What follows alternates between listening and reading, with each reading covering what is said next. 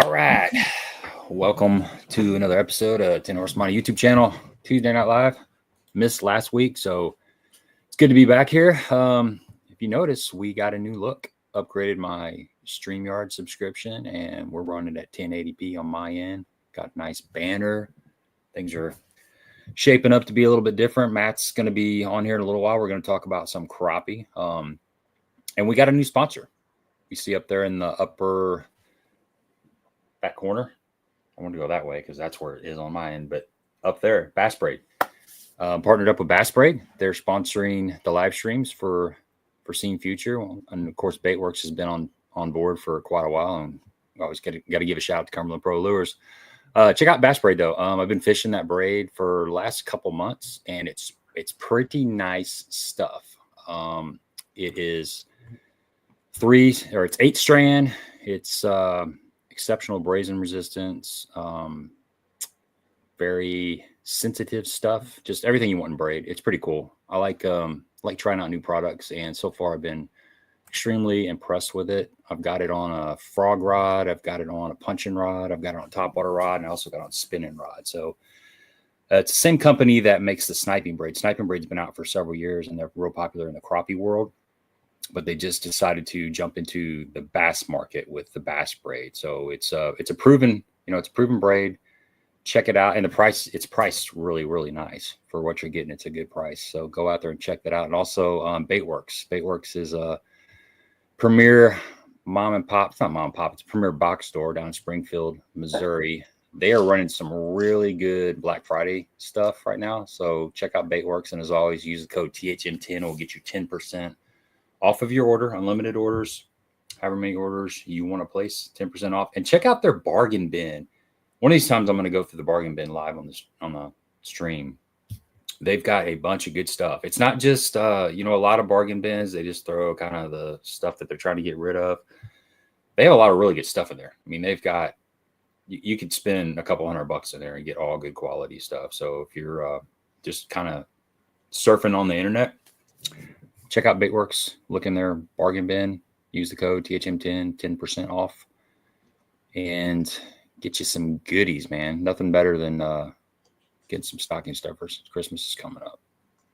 It's a good place to get you some stocking stuffers. We got a good crowd in here. It's going to be fun. I like talking about different species. We're always talking about bass on here, but we all fish for crappie, and some of us fish for trout, some of us fish for catfish. And I went. I love crappie, man. Tuesday. Caleb, my son and I, Caleb, we went, is that Sunday? Yeah, I think my wife went to the craft fairs. Craft fairs were in town. So she went craft fairing, and me and Caleb jumped in the layout boat and went and caught a mess of crappie this weekend. So cool. The old school way too, right? Like no electronics, no side scan, no FFS. Just casting, huh? Just casting and him going, oh, I got one. That's fun, man. That's the best, man. That is fun. Some of my best days of fishing were just going into a farm pond. And a lot of times it was this time of year. It was like late fall or throughout the winter, and just casting a lot of times it was just like a little tube jig, just a small crappie jig out there on ultralight, 6-foot ultralight with 4-pound tests. And you might only get 3, 4, 5 bites, but just them loading, just getting a bite in the winter is sometimes it's hard to get a bite in the winter, especially if you go bass fishing. I mean, it can be really, really slow. It seems like crappie most of the time they bite a little bit better in the winter than the bass do. Well, we haven't had much winter yet, so I know some parts of the country have experienced winter, but we're like, it was 65 degrees this weekend. So, well, it was 30 degrees this morning. I just got back from the lake about an hour ago, and it was 37 at 10:30, 11 o'clock. But it did warm up to 44, and it was nice though. It was bluebird skies. There was no wind, so once I got out there, and it was actually a really nice day. I took family. We had a good frost this morning. Yeah, I bet. I didn't get up. I didn't get out of bed till like 7:30. I slept in a little bit, but I didn't want to get out there. I don't like to go when it's below freezing. I mean, I will if it's a tournament or something, but I just don't like my line freezing up in my guides. It just annoys me. You know, Well, I'll go 30, 33. Cold and then try to warm up, right? Like, you got all the gear for it, but you get out of the warm truck and then you immediately get cold, and it takes you all day to warm back up. Man, that makes for a long day. Yeah, and you gotta, you know, something I've learned is to wear a different pair of socks and pair of shoes than what you actually are going to wear out in the boat. Like I've got some slip-on. I'll just have some ankle socks and some slip-ons, and I'll wear them to the lake. And then right before I get ready to jump in the boat, I change everything out because I used to just change my socks out. But you're putting your fresh socks inside a shoe that's already moist, you know, so you got that moisture in there. But if you can switch out shoes and socks, you're starting fresh, and it's going to keep your feet warm.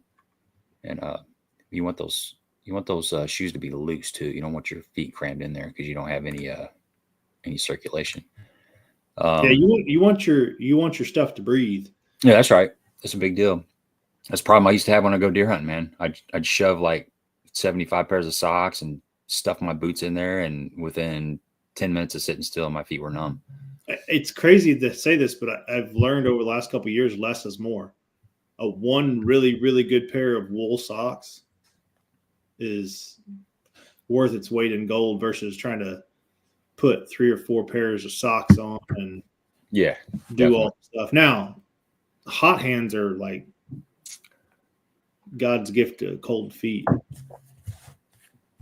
So yeah, you got a little system too for your hot hands, and you put them like on the inside of here. Well, if it's like super, super cold, I'll put them inside of my wrists. I got like like those athletic sweatbands, and throw a couple of those on there right on your wrist, because I hate wearing gloves, especially when I'm fishing. So I don't hardly ever wear gloves fishing. But you put that hot hand right here on the veins of your wrist. It keeps your hands a little bit warmer. So let's bring Matt in. I think Matt's wanting to get into this hot hands conversation. He likes to fish when it's a little cool out. Yeah, I think he's out there all year long. Matt, you ready to come in? Give me a thumbs up if you can hear us. You good? All right. What's up, buddy? How we doing? I am doing excellent. How about yourself? I'm just now getting over my my outing today. I was that cold. My nose is still red. It's still, it was painful this morning. But I love hearing the conversation about what you do with the hot hands and the gloves and all that stuff. Yeah, I thought I was on your home lake. I thought I saw you out there. Were you on Egypt today? I was. I had 3 gentlemen in the boat, and then I actually went back out in the afternoon to do some videoing, and it was actually beautiful in this afternoon.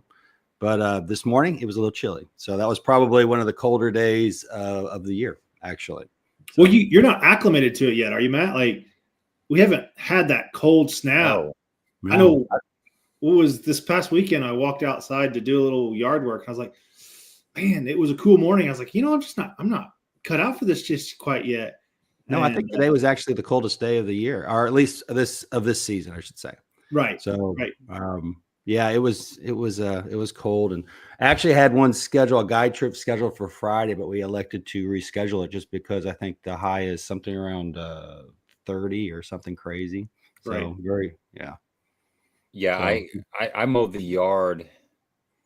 It was about a week and a half ago, the last cutting of the season, and if I remember right, it was like 59 or 60. And I went back in and I put on a hoodie, and I put on pants, and it was 60. So yeah, I'm in trouble. It takes a little while to get acclimated. And like you said, Matt, I was out there. I didn't get on the water till about 11, and it was pretty nice out there. It was, the sun was shining. There was hardly any wind at all. And I think it got up to like 43, 44, something like that. And I was completely comfortable. Now, if the wind would have kicked up, it would have been a completely different story. But without any wind and sunshine, it's pretty tolerable out there. Well, you catch a day like today though in February. Oh yeah, February's like shorts. And you're gonna be in like shorts and a t-shirt. Yeah, it's a different opinion for sure. John, what do you use for gloves then? If you don't like to wear gloves, so I use the Woolies from Fish Monkey. It's got the little fingers cut off, and I really like those. And I bought a pair off of Amazon last year when we went down to before we went down to Bull Shoals, and I don't know what they're called, but they're a full wool glove with like a little bit of a pad in the hand. But other than that, like I'll take a hot hand and stick it right here on my wrist, and I'll fish until it's freezing without gloves on. Wow. I say that as long as I'm not throwing braid or anything that's going to take up a lot of water that's going to get on your hands. Once that happens, you're pretty well screwed. But I have a hard time like remembering to take that glove off when I'm going down to get a fish or something like that, and I end up having 5 pairs of wet gloves in my That's the worst, so man. I did find a pair, and I don't know if they make them anymore or not, but Striker had came out with a pair of, they're called stealth gloves. I think they discontinued the ones that I bought, and they've since brought out a new pair. They were a little pricey. They were around that $45 to $50 a pair, which was high for me to buy a pair of gloves. But 100% waterproof, breathable. You didn't sweat in them. You didn't feel like you were immobile in them. And I could fish a little bit in those when it got just brutal. But Striker Ice also came out with a woolly version. The quality of the wool is not as good. It's a little thinner. It's not as fluffy, and I feel like has something to do with keeping my hands just a little bit warmer with Fish Monkey. But I just want to have access to my fingertips, when I'm messing with braid, when I'm making knots, when I'm dealing with small little jigs. So that's what's important to me. But the whole idea of the gloves, I'm not a big fan of the gloves that have the mitten that then flips over and it sticks to the back. It's in your way. You're bumping it into everything, it seems like. Yeah, there's times where I've been out there where I actually didn't want to catch a fish because I knew I was going to have to. My hands are like nice and toasty, and my body's perfect. And the last thing I want to do is grab a slimy, wet fish and get, my thumb and my finger wet. I mean, but as soon as he bites, I'm setting the hook for sure. I've wanted one of those. I've talked about it. In fact, I think I bought one several years ago, and I've just forgot about it. I think that's totally valuable. Is that a hand warmer? Like you put your hands in here? It's a muff. A muff. You wear it around your waist, and you just stick your hands in there. So I'll throw a hot hand or two in there. This is something I use deer hunting, but I also have used it fishing. Just to, as you're running down the lake, throw your hands in there. Keep your hands a little bit warm. Kind of like a little heater for your hands in the middle of the day. Yeah, they got all kinds of contraptions. I know I was talking to my buddy Mike Marfell, M Squared, the other day, and he was talking about getting one of those battery powered suits. I don't know if you guys have tried those, but it's a decent idea.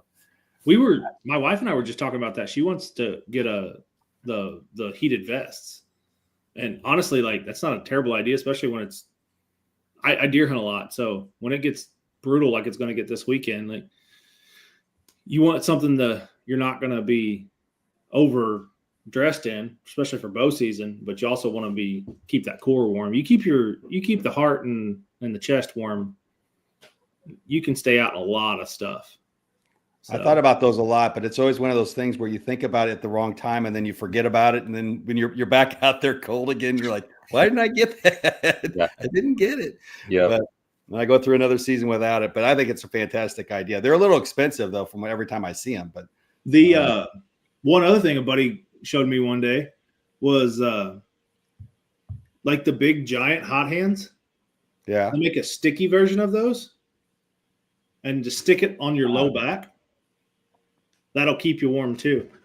That's not a bad idea there. I like that because that's a spot that gets real cold real quick and creeps down the back of your spine, or you put it up here on the top of your back. I don't like cold weather, man. I don't either. As older I get, no, I'm not a fan of it whatsoever.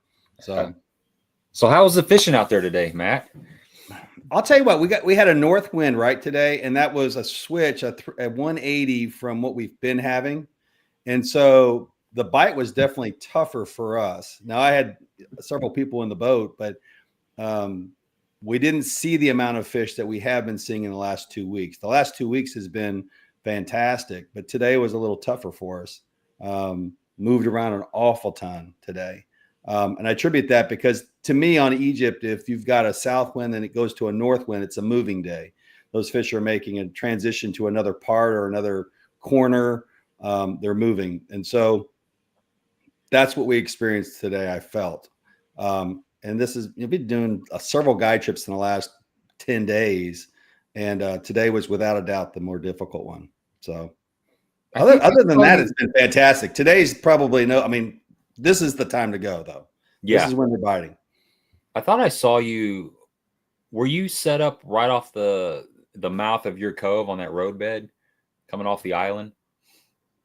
Yes. Yep. Okay. I saw you. That's when you guys were there. That's when I just got onto the lake. I was on the other side, just kind of idling out there in that basin, just looking for shad. And I didn't find any shad there. I ended up running down the lake, and that's where the shad are at. How did you do?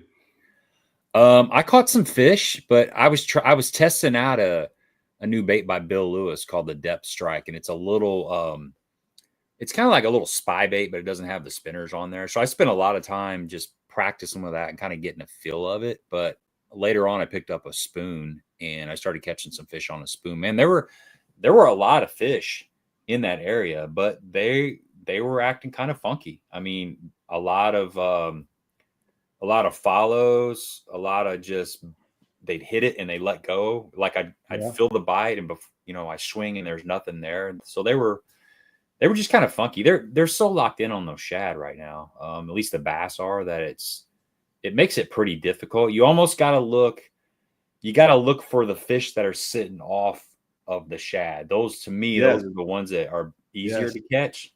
Yes. Trying to catch them out, and you can see them in there on scope. I mean, you can see a big band of shad, and then all of a sudden you'll see the center of it kind of open up, and you'll see 3 or 4 or 5 fish in there, and then it'll close up, and then it'll open up over here. And, you can flip down in there, but they're surrounded by like thousands of the real thing. So it's a little bit hard to get them to commit to something that's man-made. So, but it's fun trying. No, without a doubt. There was and it wasn't one side or the other, but we'd go to a pile and we'd have a pile just absolutely engulfed by shad, and then trying to distinguish the crappie below them. They would still bite though. But it was definitely more of a challenge. But the area that you saw us in without a doubt was an area that had a little less shad. It wasn't much of a issue distinguishing between the two, for sure. But I actually then went out in the afternoon and focused a little bit more on shallow. I did some out in the main rec area, and then I started going back, and I wanted to see how the fishing would be shallow. So yeah, I did fish a little bit. I wanted to try some punching that grass, but the grass is kind of broken up now. I mean, it's still there, but I think that rain that we had, and this is something that happened at Cedar not too long ago, is the mats they were perfect. They were nice and topped out, and they were laying on top of the water.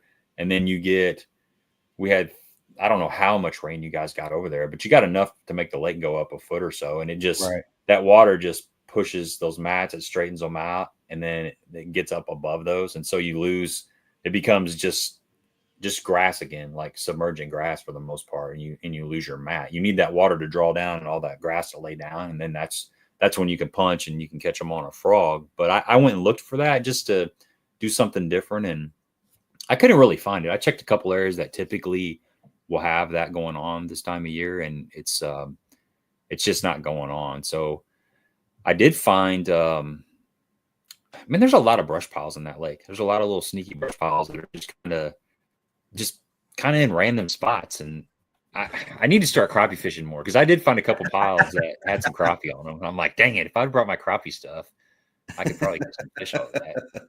Every time I do that though, I get so distracted from bass fishing, and I'll spend 5 hours crappie fishing, because it's most of the time when you're scoping a crappie, it's a little more active than when you're trying to scope a bass, in my experience at least.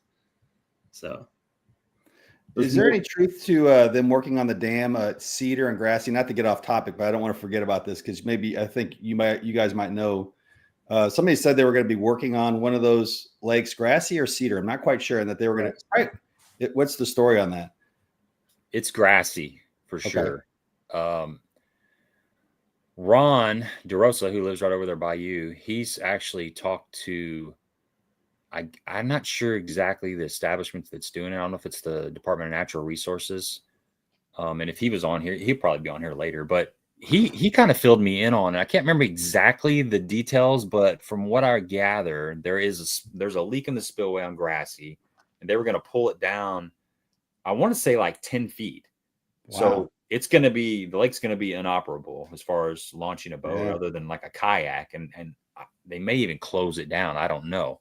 But if they can't fix the leak after that drawdown, they're going to have to drain the lake completely, because the plug, I'm not really sure how this works, but the way I understand it, there's a plug that could be the second source of the leak, and it's at the bottom of the deepest part of the lake. So they would have to draw the lake completely down. They'll probably take all the fish out and put them in, Devil's Kitchen or some of the other lakes in that area. They would have to repair the leak and then let the lake fill up or fill it up over the next couple of years. So it's, I think right now it's probably down. I don't know. I fished it a couple times this year just because I knew it was going to be off limits for a while. And even when I went over there, probably, it might have been like late August. I dropped a video. I can't remember when it was, but even at that point, it was down significant. I mean, it was, you could still launch a boat, but if it dropped another foot, you're going to have problems. So I'm not sure if anybody on here that's watching, have you been over there? And I wonder if it's even accessible right now. Hammy just said trying to remove the road from the dam. To remove stress. Okay. Yeah, Ron knows the details on that, but I remember him telling us about that, and I was thinking that like they were very skeptical about this next 10-foot drawdown. Yeah, they didn't think that was going to work. So the overall plan was to remove to drain the lake. So. Yeah. That's it's out of the two over there. I'd rather see Devil's Kitchen get drained versus. I would too. Well, and Grassy's a good recreational lake. They have all those Boy Scout, Girl Scout church camps over there. Yeah, they rent. They actually rent pontoon boats, and every time I've ever been over there, you'll see a group of people out just running around in pontoon boats that they rented or some kind of church camp. So it's a nice lake to have in the area. It does more than just provide a place to fish. It's got some recreational aspect as well. No, I think it's a great, unique experience. I've gone there and crappie fished, and then in the evening in the summer, you'll get all of a sudden 20-some canoes coming right behind you, and it's a row of little kids, and it's the coolest thing. And they're like probably singing something, and I love it. Super quiet. So, yeah, Hammy said they closed the campground recently. So those are the gyms of Southern Illinois. So there's a lot of little gyms over in Southern Illinois. Oh yeah. There is. There's a lot of them up there a little bit north, that's kind of above Pyramid State Park. There's some little places up there that are they're like 2-hour drive for me and JB. They're just long enough to where I don't make it up there, but I have friends that live in that area, and they're like, you need to come try this lake. You need to come try this lake. And I never have. I'm going to sometime, but I just haven't made it up there. I tell you, there's a lot probably in Southern Illinois. There's a lot in every state, right? That there's like a little hidden gem somewhere that it's a little 100-acre lake that's got one little boat ramp on it. It's electric only. And there's probably a pile of giants in there that nobody knows about it, except for the 3 old men that have fished it all their lives. Yeah. Right. I just wish they'd change the rules, not make it a 9-9 rule, make it an all electric or just no wake, whatever. It limits us that don't have the 9-9 boats. That's for sure. I get it. And we've dealt with it over at Cedar for, I guess, probably the last, 5 to 6 years. We've started to see more and more big boats pull into Cedar. But unfortunately, the more big boats that you have pull into Cedar, the more chances that they're going to be running up and down the lake too. Yeah. There's always somebody that's going to cross the line. Oh, absolutely. Absolutely. Yeah. I mean, Egypt's got a speed limit. I think Kincaid's got a speed limit, and nobody abides by it unless you're in a tournament. And then everybody abides by it according to the law. Yeah. But Well, a good thing about Egypt is it's small. It's like, yeah, you don't really. I mean, even going like 50 miles an hour in Egypt's pretty fast because you're at the other end in no time. You just Right. It's not a big lake. It's not like Lake of the Ozarks or something where you can really open it up. So what's on we're kind of started out talking about Egypt and we'll continue talking about it. Are you finding fish mostly on brush right now, or are you seeing them out in the open, or what's been your plan of attack when you go out there on the water? Well, right now it's completely brush piles, really. But what I'm finding is that ledges this time of year are definitely holding a lot of fish, and those can be shallow ledges. Like I said, this afternoon, I kind of wanted to tinker around with some shallow crappie and see if we could get some up on the weed edge type scenario, kind of like the spawn. I wouldn't say I was necessarily successful at it, but I know that they exist. But usually this time of year, at least on any lake that I fish, I'm looking at brush piles. If I'm on Wren Lake, I'm looking at stick ups. I'm going to Ina. I'm still looking at fish, 8 to 12 foot down is kind of my focus. On Egypt, I'm casting at them. On the other lakes, I'm vertical fishing them with a 13-footer. But since Egypt's my home lake, I'm casting with a 10-footer. But really having to play them like today, really having to manipulate the bait, put it at different speeds, and try to get them to close the gap. Because you had made the mention of a fish, going up there and it just staying right there, and you can't get it to close the gap. Yeah. The more and more you watch that, you start to figure out little things you can do to make them actually close it. It's hard to explain sometimes, and sometimes it doesn't work. Also, they're fish. But that's kind of what we've been doing lately. And we've been using small hair jigs, man. Hair jigs. I've gotten away from plastics and always will as much as possible. And I saw the picture you had for the video. Yeah. 1/32 ounce hair jigs, man. That's like, and I don't think it matters necessarily the color right now. I'd love to promote all my hair jigs, but I think that you pretty much put anything together as long as it's small and you play the fish correct, they're going to close that gap. Are you running singles or doubles on that? Just a single jig? That's a great question. So back in the day, I was a big advocate of doubles, and I did videos on it. But I guess over time, I've just started to feel like, if I lose a jig, I usually lose two because I have two on there. Number two, 99% of the time that crappie is going to hit that bottom jig anyway. And I just start to feel like the second jig on top is a distraction. That's just me. And I don't know if I'd have that same philosophy on another lake, but this lake here, I want it just to be focusing in on that one bait that I'm providing it. So, but I used to be a big believer. Crab Orchard, always double jig rig setup, always.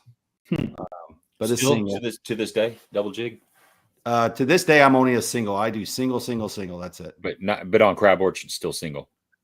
Still single, yeah. Okay, gotcha. Yeah. Now, do you put a split shot or anything above it, or is it just okay? I do a number 7, unless I feel like it's coming through the water column too fast.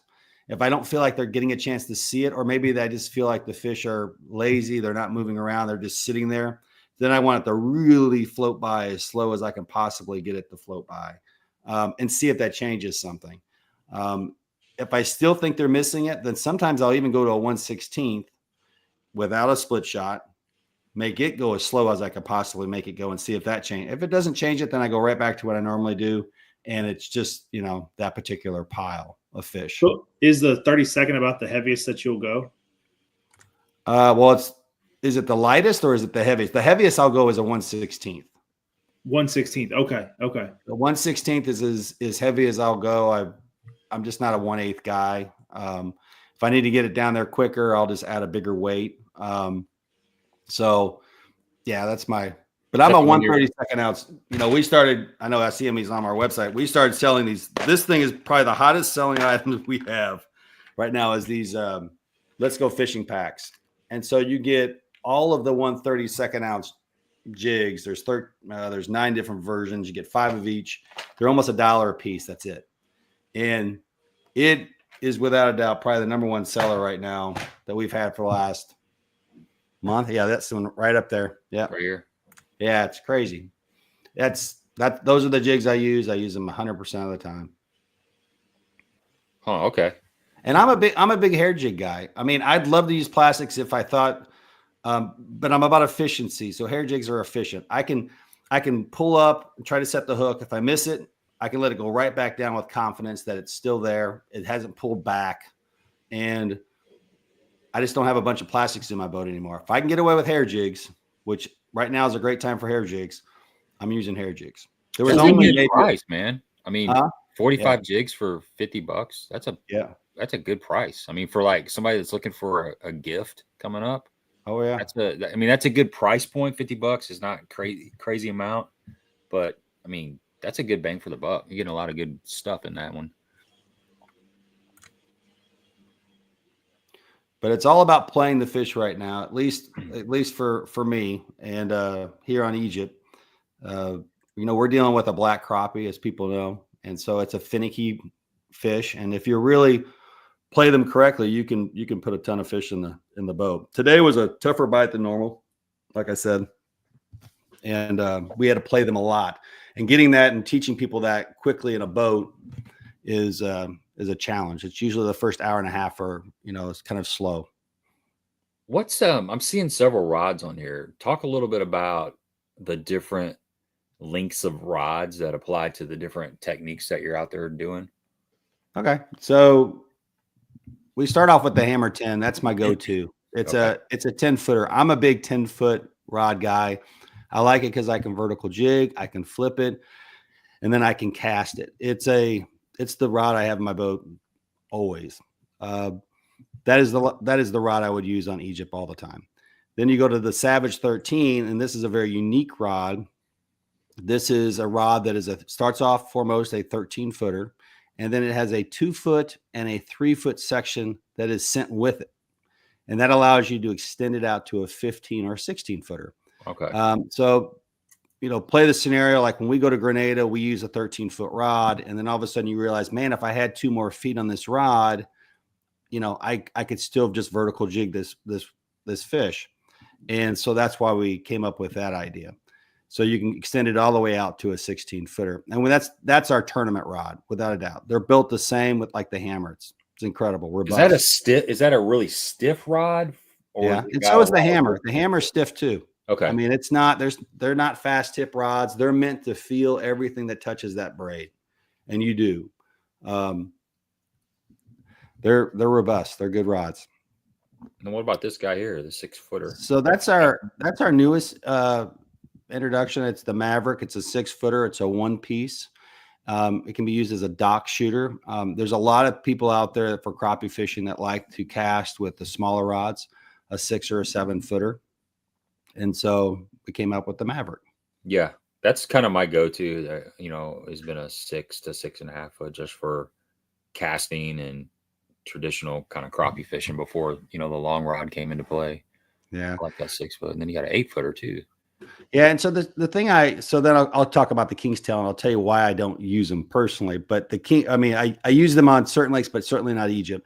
The King's Tail is an 8-footer. I actually have it here just because we're talking with a bunch of bass guys. It's a fantastic rod. It's lightweight. You can see it right there. Okay. We came out with this guy. It was our third introduction. We have a lot of bass guys that do use it, but it's very sensitive. It's a great all-around rod that just anybody in general would love to have. So, but the reason why I struggle with those shorter rods on Egypt is because the bite is so fast for crappie. It's a tick. It's so quick. And to set the hook for at least a lot of the crappie that I'll catch that are very light biting, I just feel like there's a lot of motion that requires to set that hook with those shorter rods. That's the way I feel about it. But I offer it up to my clients every time they get in the boat because I want them to have something they're comfortable with. Some people just like an 8-foot rod. But I think a 10-footer on Egypt for crappie fishing is great because it's just a flick of the wrist and you've got the hook set. Yeah, and because the fish are moving around a lot, especially in this winter coming when they're schooling. Those fish will be schooled. We'll cast at them. They'll start moving towards you, and you can't stop it. And now all of a sudden you've got a rod that can get away from the trolling motor to get to them. Is that 10-footer a multi-piece rod, I'm assuming? Yeah, it's a 2-piece rod. Okay. And then we've got a new, I don't have it in here. It's actually in the boat. We have a new one coming out in December. It's called the Striker 10. It's another 10-footer. It's a lighter version of the Hammerton. And it also has a wind grip. So lighter as in action or lighter as in weight? It's got a faster tip. And it also is lighter in weight. But it also comes with a wind grip. So okay. It feels fantastic. I mean, it's just a great light rod. You got a nice sight, man. Thank you. I appreciate it. Laid out really, really well. It's easy to navigate. It's got good color and pictures are nice. That's the one thing that obviously we're bass guys, but there's not a crappie site out there, right? Like there's Baitworks that has some crappie stuff on it. And there's other tackle sites, but there's not like I've never found a robust crappie site, and yours looks really, really clean. That's my favorite color right there. Electric chicken? Electric chicken, man. If you're going to give me one color, it's going to be electric chicken. That's just now, how's that differ from pumpkin? Is that, because I hear that's the color on Egypt. Pumpkin? Oh, yeah. Yeah. Is that true or not? I don't know if that's the color or not on Egypt, but yeah, green pumpkin, like as far as for bass fishing, green pumpkin's universal just about anywhere. If you take black and blue and green pumpkin in a jig or any kind of soft plastic to any lake across the country, you're going to be able to catch fish on it. It's just it looks like a crayfish, looks like a bluegill, and that's what bass eat. But this electric chicken's, green pumpkin doesn't have the pink on it. I think the electric chicken I'm used to has got like some pink and chartreuse, I believe. So it's a little bit different color from what I can tell. Maybe I'm looking at it wrong, but funny story. I had a guide trip come to my house, and I guess we weren't communicating well enough, but when he got in my boat and he was talking about the bass that he was going to catch with me, and I was telling him, I said, I'm not a bass angler. And I was honest with him. I said, I can count on my one hand how many times I've been bass fishing, this year or in the last 2 or 3 years even. And I said, I'll tell you what we'll do. I said, we'll go out there and we'll, I've got live scope and I see bass all the time. I said, when I see a bass, I'll point it out to you and then you can go at it. So he ended up catching 5 bass and probably 12 crappie. I remember that was what happened. But when he caught those bass, I've never seen a guy so happy in my entire life. He enjoyed the crappie too, but the reason why I brought up the pumpkin color is because I then called Adam up there at Just Add Water. And I was like, dude, I don't know anything about bass fishing. And then he was like, anything like with the pumpkin color. And I was like, I don't even have pumpkin in my, but anyway, this guy did. He had everything in his trunk. So he actually just brought his stuff down to my boat and we went out. So there you go.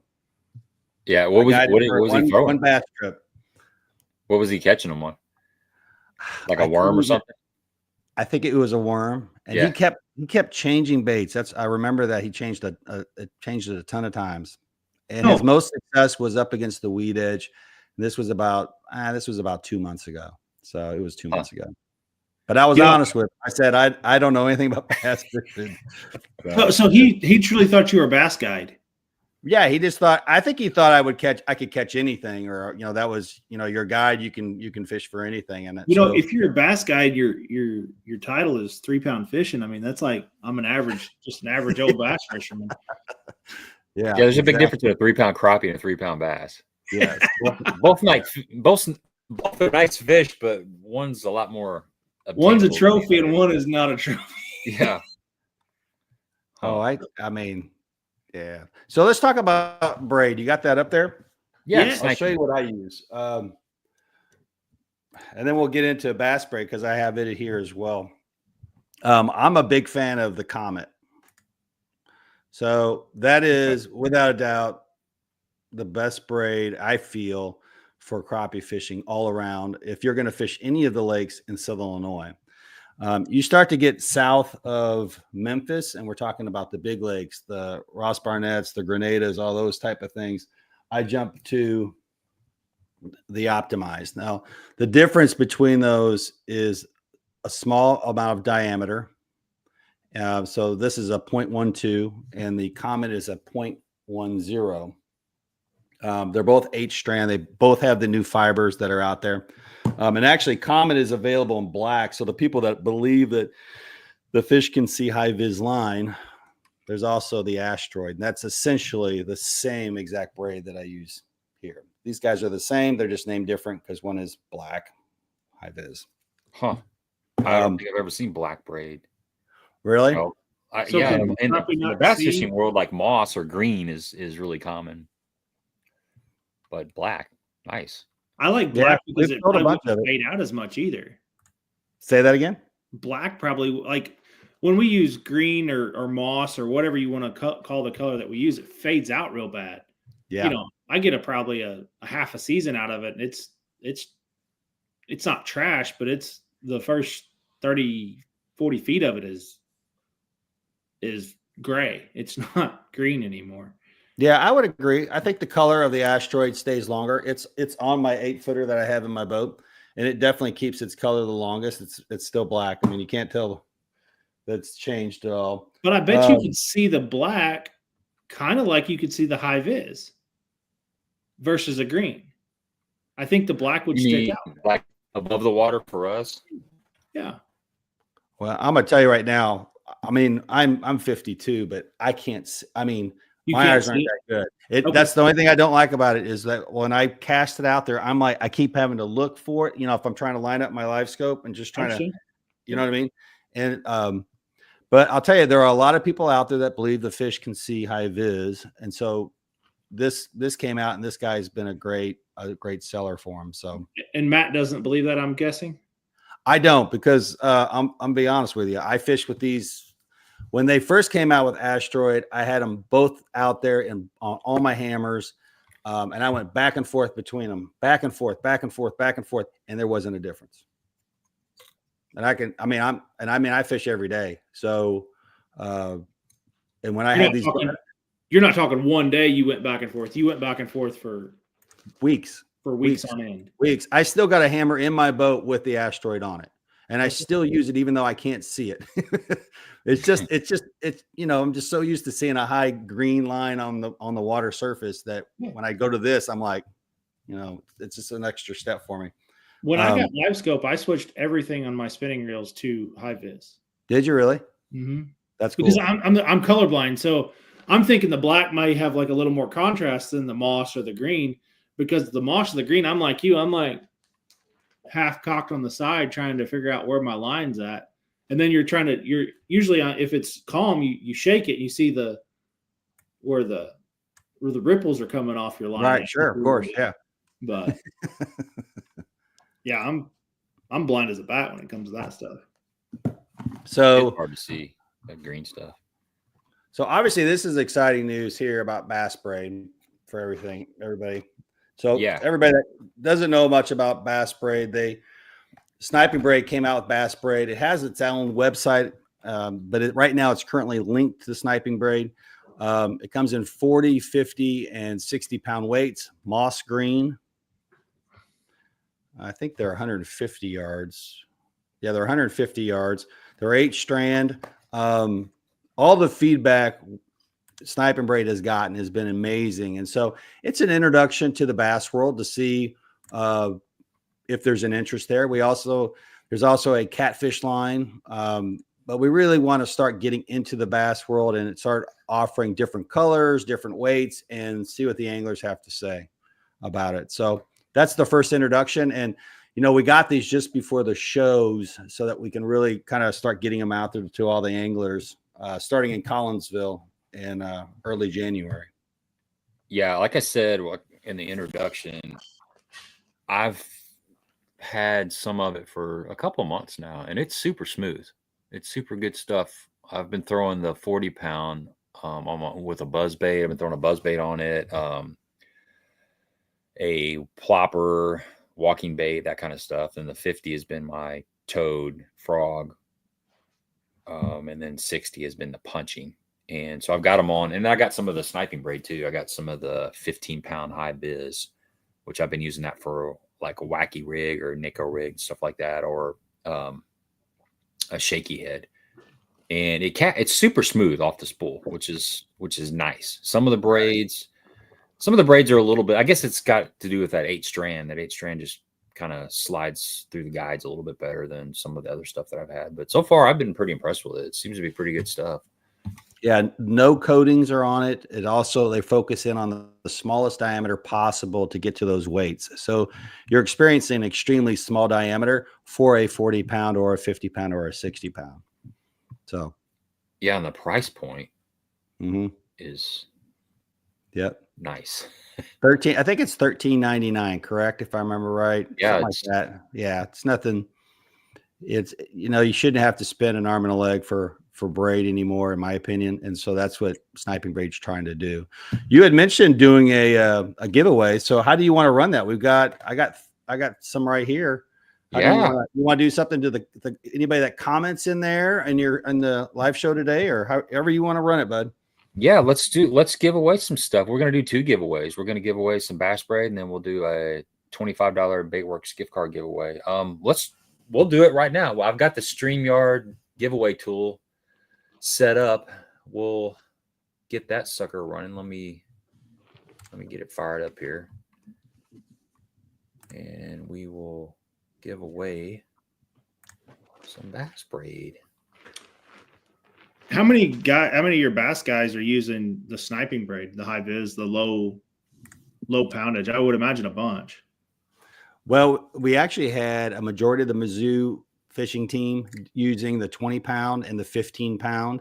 When we go to the shows, a lot of guys when the bass guys come in, you can tell it's kind of funny that what's important is everybody wants their type of fishing on the packaging. So they want to see, they want to see bass, they want to see crappie, they want to see muskie. We've heard just a lot. So, but a lot of them focus in on that 15, 20-pound weight. So some of them aren't excited about the high vis, which is interesting because you said something different. But I always hear moss green. I have heard black before, but obviously moss green is the more popular. Yeah, when I'm using the high vis, I'm tying a fluorocarbon leader. So I'll always have, like a lot of times 10 to 15-pound braid on my spinning gear. Because, bass fishermen, with the invention of forward-facing sonar, it's super popular. Years ago, it was kind of rare to see a spinning rod, unless you're a northerner up north. They were on the spinning rods a lot quicker than, a lot of southern bass fishermen were. But I'm not saying that nobody had spinning gear, but now you go out and you look in a bass fisherman's boat and he'll have 6 bait casters on one side and he'll have 6 spinning rods on the other side, because we're casting little jigs, jig head minnows. We're throwing the Nico rig. We're throwing just Ned rigs, just kind of smaller finessey type of stuff. And that's going to be 10 or 15-pound, typically high vis braid tied to, a 7 to 10-foot leader of 8, 10, 12-pound fluorocarbon. So that's where the high vis braid comes in for us. And it's the same reason, man. It's like, it's even young eyes, it's hard to see green braid on the top of the water. It just kind of blends in, and you can tell when you got that high vis laying up there. It does a couple things. Obviously, you know where your bait is at. Generally, you got a pretty good idea of kind of within a foot or two of where that bait should be. But you can see it jump. Like if you get a bite, and like if some like a wacky rig, you skip your wacky rig up underneath an overhanging bush, and it's just kind of it's got slack and it's just kind of falling. You'll see that braid jump. Don't, if it's high vis, you really see it. When it's moss green, it's a little bit harder, but you can also see that braid move off. A lot of times as that worm is falling through the water column real slow, a bass will come up there and grab it, and he won't pull away from you. He'll just swim the same direction as the boat. So you don't get an actual bite. You're just watching your line, and in that high vis, you're able to pick up. And that sniping braid works great for that. So it's not just for crappie. It's also got an application in the bass fishing world, my opinion. How particular are you with the fluorocarbon in terms of the weight and the type? And I use several different fluorocarbons. For a leader, I'm not too particular about it. I use some of the Seagar red line. I mean, Sunline's my favorite floor. If I'm spooling up a whole reel with fluorocarbon, I like Sunline, but I do like Seagar too. But that's the two that I mainly, buy. But I certainly won't have to go up to the premium high end Sunline, because some of that Sunline or even the Seagar fluorocarbon is like 25, 26, 27 bucks, for Really? a 150 yard spool. When I'm just using a little short section of leader, I'll use some of that cheaper stuff. I'll use like the Red Label, which is They got that $12.99. got that new the essential. They got that basic 101 too. Basic, that's it. Yeah, that's like $10 fluorocarbon. I use that for leader all the time. I'm not too particular about my leader. My problem is my leader. I'll buy a 150 or 300 yard spool, and it'll end up going bad or sitting in the boat too long, or I'll end up losing it before I can use it. Just for the simple fact that I don't go through enough. I mean, I don't spool up anything with 8-pound fluorocarbon. Like there's no point in anything in my boat being an 8-pound fluorocarbon or 6-pound fluorocarbon. I do 10-pound. I've spooled up some, like last year I started fishing a finesse jig with 10-pound or a shaky head with 10-pound. Yeah. But 10's about the lightest I'll go on a full spool though. Right. Because if I'm going anything else, it's going on a spinning reel, and it's going to go with a leader. But you don't use a leader when you're crappie fishing, do you, Matt? No, not anymore. No, I go straight to the jig, and primarily because I believe a fish is going to eat if they're going to eat, they're going to eat. I also think the smaller diameter helps that case. But if you'd asked me 5 years ago, I would have preached a leader, but I was also using minnows. So there you go. Yeah. The last time that you were on, we had talked about this, and I haven't tied a leader on a crappie rod since. Oh, really? Yeah. Yeah. I remember for two reasons. You, Matt, it's been a long time ago, but you were I remember out in the boat, we had a conversation about a leader versus braid, and that time frame was when you were starting to just go straight braid, if I remember right. Yeah, probably. Yeah. No, the transformation, the change of any angler from a fluoro or a mono to braid is a big deal. We get comfortable with mono because of cost, and just there's just not as many tangles. But when you start playing with the braid long enough, you find out the small things you can do to eliminate that. And you can't take away the advantage. I mean, the advantage of braid is the immediate, no stretch, the sensitivity of it, and all those things. But you're right, Gabe. That was probably when I went back and forth a couple times. I was like, I want to, but I'll go back. But now I'm a big believer, and yes, I go straight to the jig, and I get that question asked on a lot of videos. Here's another good question from Jay. And if you guys out there got any questions, get them on there because we'll start firing through them. He says, "What type of knot are you using?" So I'm a loop knot is the knot, and there's so many different ways to do a loop knot. And I wouldn't say mine's the best. It's just the way that I learned, and I've done just a ton of videos. You can go to TikTok, you can go to YouTube, just search loop knot, and you'll see me do it. But that's the knot I use. So yeah, always a loop knot, nothing else. Always a loop knot, no matter what. Unless I don't know what the knot's actually called for a hook. A hook knot's different for me, but I don't know what it's called, to be honest with you. But those are the only two knots I use. Now, why a loop knot versus, say, a Palomar knot? Well, it allows the jig to go freely, so you're not cinching it down in a certain angle.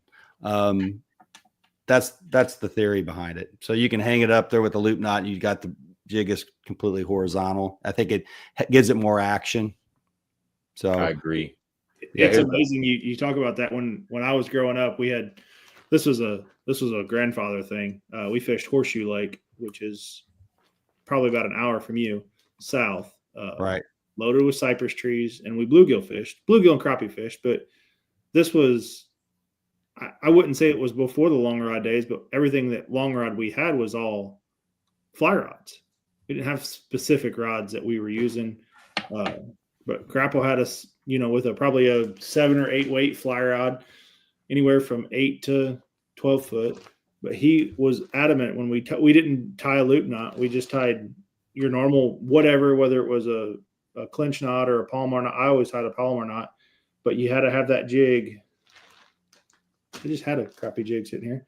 You had to have that jig, like you said. You would make sure that knot, when you held it up, it was perfectly. Mm-hmm. But that did two things when you were fishing those cypress trees. Yeah. You wanted to jig it. You wanted to jig straight up and down, and you didn't get hung up that way. So if the jig was hanging like that, like Gabe just had it, and you were to come up with that, you would get caught on a cypress knee or a limb. But if it was setting like this, it was less likely to get hung up. Yeah.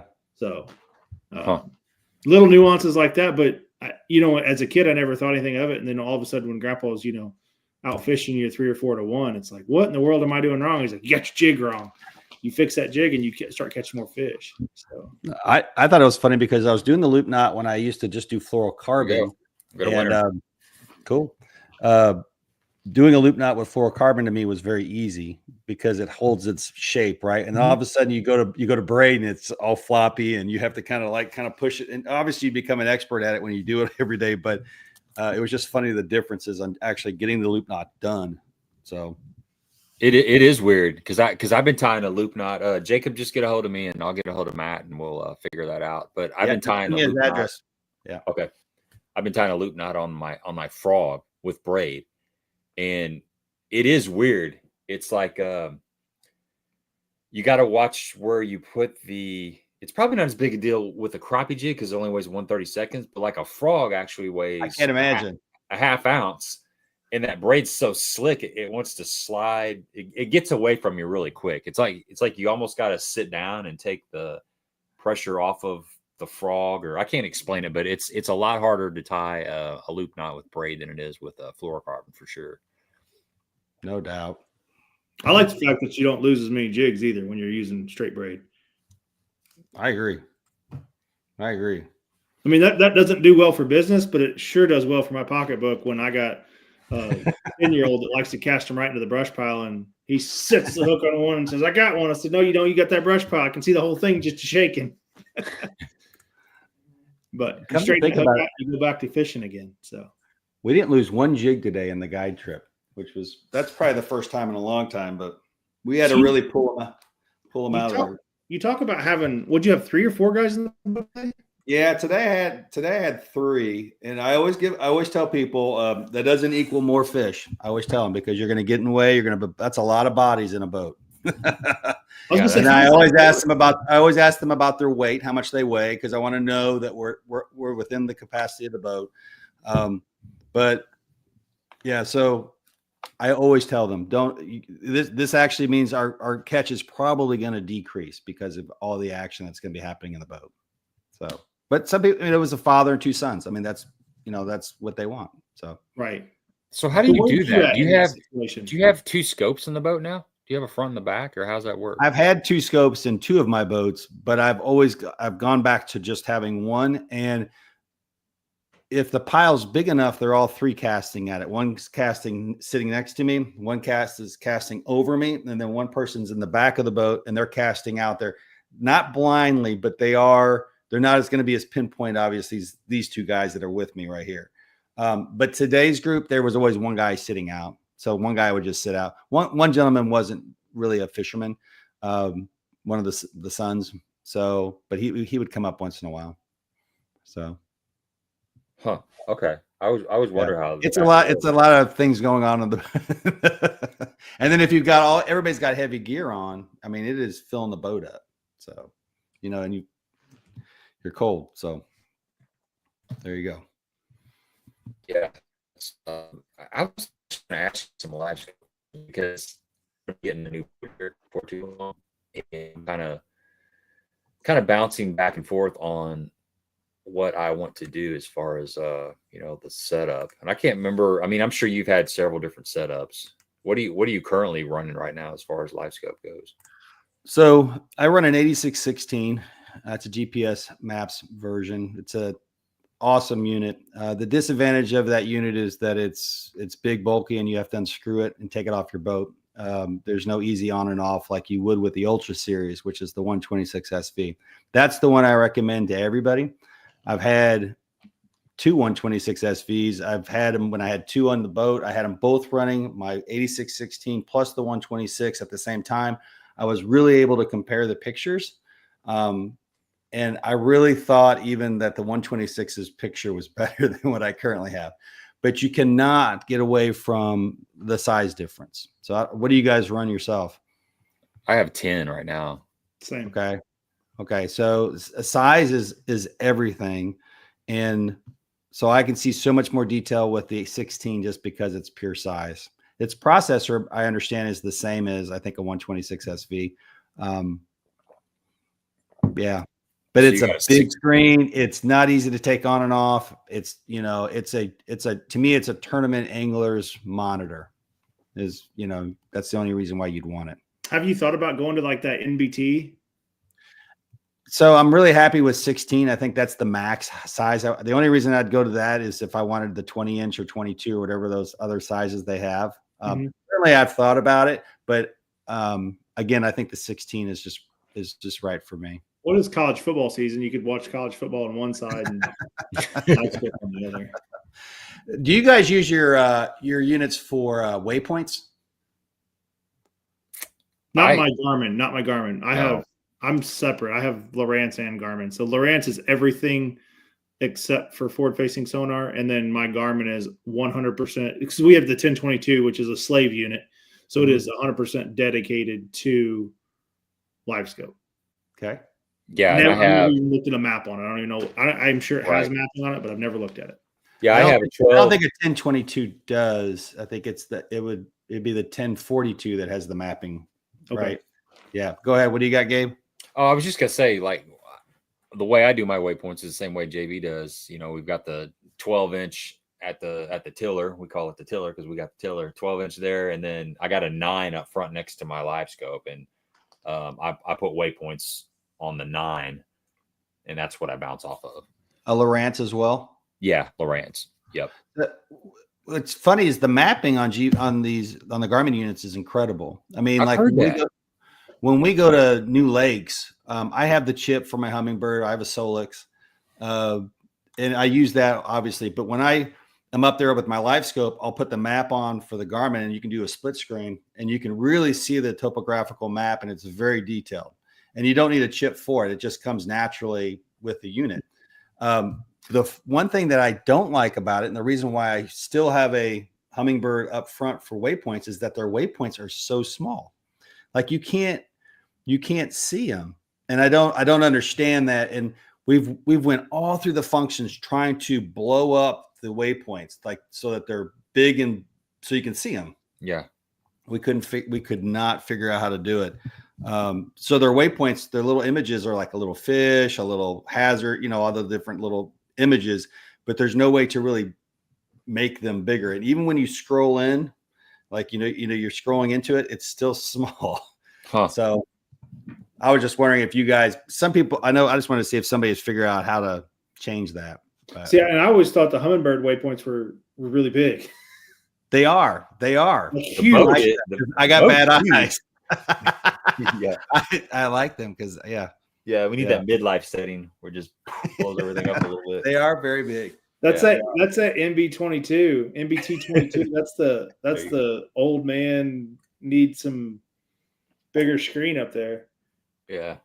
What do you guys think that Live Scopes or Garmin's going to come out with next? I don't know, man. That's what I was wondering. It always makes me nervous when they put stuff on sale because right now they've got the Live Scope Plus is $200 off for the unit, and then there's some actual Garmin screens that are discounted pretty heavily.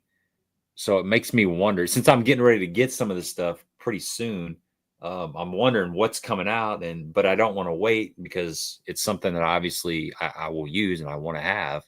But I don't know. What's your thoughts on it? I've heard rumors, but I don't even want to repeat them because they're just rumors. I don't think they have any validity.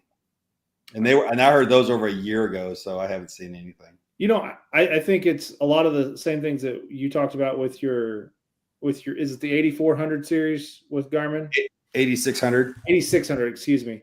I think that you're going to see upgraded screen resolutions, clearer pictures. I think that's the next step. That's the most logical next step. Yeah. Faster processors, things that make everything tick and move quicker.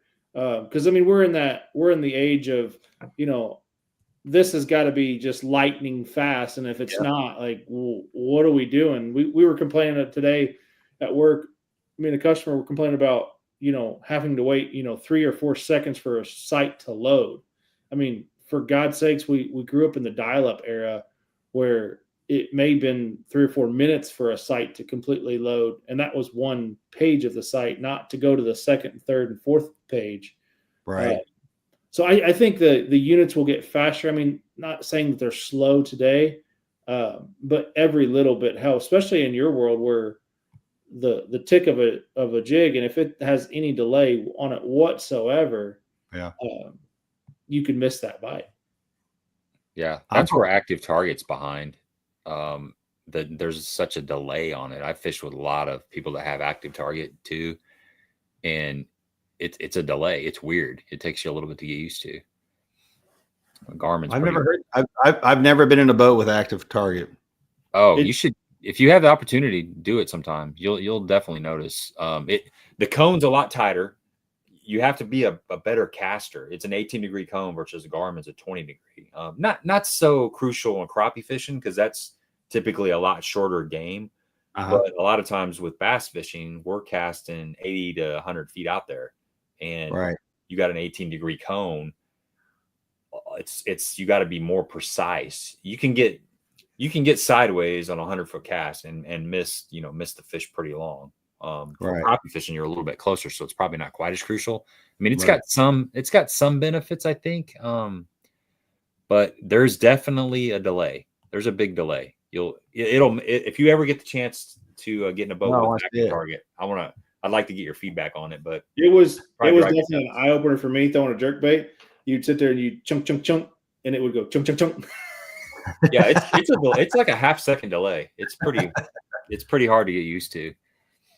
I'm hoping that they come out with a 16-inch 126 SV. So I think the Ultra series for the Garmin units is the Cat's Meow. It's a 12. It goes up to a 12-inch right now, but I don't think the cradle's built to be able to handle a 16-inch screen, the weight of it. So my hope is that they actually bump it up. So in that case, I'd probably go to the Ultra series because I like the easy on and off with the cradles. Yeah. See, I'm always skeptical of those cradles. It just seems, I know you guys run in rough water, but man, I like the fact that all of my stuff locks down tight. Yeah. And plus, if I'm just off a little bit, or if I'm cold in the morning and I go to snap it in, is it always going to line all those pins up? Or I don't know. I'm super OCD about that stuff. But we're like you, Matt. We take everything off of. At least I do, and I know Gabe does too. Like I take everything off of my boat before I travel with it. Always. I know there's a lot of guys, and I'm the one that has probably the most problems out of graphs, and I take the best care out of all my stuff. And then the guy that travels up and down the muddy gravel road with a graph sitting on the front of his boat that's got to wipe off 6 inches of gravel dust off of it to see it. Like he never has a lick of problems out of his. But when we run the lakes, we always have our units off. I mean, I take my unit off; it's packed away till I get to my first spot. So really, yeah. Even on Egypt, or not on Egypt? Not on Egypt. No, but on the tournament lakes, we go to Grenada where it's bigger water, it's bigger waves. I try to set up tournaments in a way that it's as most efficient as possible, so we're not traveling that much. So hopefully, I don't have to do the big motor again, or at least not get up on plane. But even if I do, if I get up on plane at a tournament lake, I take the unit off. But that's all orchestrated with your partner. I mean, it happens like this. I mean, it's adding nothing. So if it was a glass day, then I probably wouldn't take it off. But if there's any way whatsoever, I take it off. But those are with that cradle system, that makes it fairly easy to take that graph off, correct? Mm-hmm. Yeah. See, we have to unplug power and Ethernet cable. I've been honestly, Jonathan, I've been lazy last month. I've been leaving all my stuff hooked up. I've been trying it. I just got Velcro straps for my sun covers, popped them on there. I've done it probably 6 trips now. If it's raining, I'm taking them off. But my biggest problem is the mounting system that I have for mine. I can't do that. Mine's been staying. Mine hasn't slipped or anything. I got a 12 in that 1022 on a single Ram D mount. Yeah. I mean, I've got the 1022 and the 9. Yeah, that 12 weighs a ton more than that 9 does. Yeah, it's a big difference. It's a big difference. There's a new mount out. I don't know if you're sponsored by any mountain companies, Matt. I apologize. That's all right. But Beatdown has come up with a new mount, and it's geared towards guys like us in the smaller boats. It's called the Stick Up, and it just has up and down movement. There's no other movement to it. It doesn't fold down. It doesn't do anything else. But I'm waiting for them to put a dual mount or add the dual mount system to it. I think that will be a lot more stable than what I have currently. But it's at the single mount is at a price point of under $200 or $199, which is great coming from Beatdown. So. Yeah, that stuff gets expensive. All the accessories, and that's why bass boats are 100,000. And crappie boats, man. You know, it used to be aluminum, just a 17-foot aluminum was kind of the go-to, but you know, now guys are fishing in bass boats. I mean, your boat, Matt, is just a straight up bass rig that you've modified to crappie. You know, it's the same thing that professional bass fishermen will be in. And I'll tell you, hats off to Bass Cat, because my trailer ran into a problem where, you run up against the, is it called the tongue or whatever? When you run into it when you're putting it on the trailer. They must have had bad welds because that thing bent back like this. This was after almost 2 years of owning that trailer. Oh, your winch where you're roller, whatever the thing that's holding the roller. They must have had bad welds. Winch stand. Yeah, and it came up because of bad welds. And I called Bass Cat, and they were like, "Well, we can get it down here to Arkansas." I was like, "Whoa, I can't." That's a big deal. They go, "Oh yeah, no problem. Just go get some quotes locally." And sure enough, I got quotes. They sent me a check, and I just got it done here locally. Really? I mean, I'm talking paint, weld, everything. Nice. I mean, I was impressed. Their customer service. That means a lot. It does. A lot when everything. You have somebody that stands behind you, especially if it's their fault. What do you got coming up next year? Are you going to jump back into the tournament stuff again? Yeah. So it's going to be definitely more of a show year. So we're going to do, I got them in front of me. We got 7 shows we're doing starting in January through April. And then I'll look at whatever tournaments we have an interest in doing. If it might be a year that we don't do any tournaments, just so we can focus in on the shows. And I mean, as you know, in guide service during that spring, that is the hot time. So this year I might take money too. Yeah, exactly. So, and it just, you go to Grenada, you spend, 7 days there, you can't guide, and there are shows going on that you should be out there talking about your rods and your reels and everything else that we've got. So we're going to probably take this year off. If we do tournaments, it'll be in the summertime. It'll be more of the specialty ones. If we have an interest in doing it. So you going to be up at the Collinsville Sports Show again? Collinsville is definitely a big one. We're going to Knoxville, Grizzly Jig, Oklahoma, Tulsa, and then Cornfield Fishing Gear has something set up down there in Kentucky. So that's kind of our lineup. That's great. I like sports shows. They're awesome. Yeah, I got a call from Mark McMurray, who owns Bluff City Outdoors over there in Alton, Illinois. Yeah. Uh-huh. And he's always got a big booth up there at the Collinsville show, but he asked me if I wanted to do a seminar with Marfell and Eric Morey. So as of now, the 3 of us are going to do, I guess, an hour spot at the Collinsville Sports Show. So that's awesome. What you 3 are going to come up with. Yeah, I'm already nervous about it. I don't do good public speaking, man. I can sit here and talk. I can do the YouTube stuff, but man, when I get in front of a crowd, dude, when I played in bands all the time, I was a bass player in bands and I'd sing too. And man, I always got stage fright. It was just, I never, after 7, 8, 9, 10 years of playing in bands and playing all kinds of shows and different bars and stuff, I never got comfortable being on stage. It was, I don't know what it is, but the only way to get over that stuff is to force yourself to do it and put yourself in those situations until it becomes comfortable. So I'm curious to see how I handle it now versus, 15 years ago when I was playing bands. Hopefully I can take some deep breaths and pull it off, but that's going to be fun. I'm excited. I don't know what we're going to talk about, but we'll collaborate and, figure something out. It's a whole lot easier having 3 people up there than just one. Oh, absolutely. When we're on here and somebody's got to go to the bathroom or somebody dips out for a second and you're by yourself, it's like, what do I talk about? You got plenty to talk about as long as somebody's standing there to back you up. But when you're standing up there all alone, it makes a big difference. If you make the question part of your seminar a big part of it, it's so easy because then you're just answering questions that that you have the answers for. They're asking you, so you do a smaller presentation on LiveScope or whatever the topic is, and then open it up for questions, and then they'll dictate what's going to happen. You're not so set in that takes the total pressure off of in those shows. They just ask questions. You've done plenty of those, haven't you? Huh? You've done plenty of those, haven't you? Mm-hmm. Yeah. Okay. That's what I thought.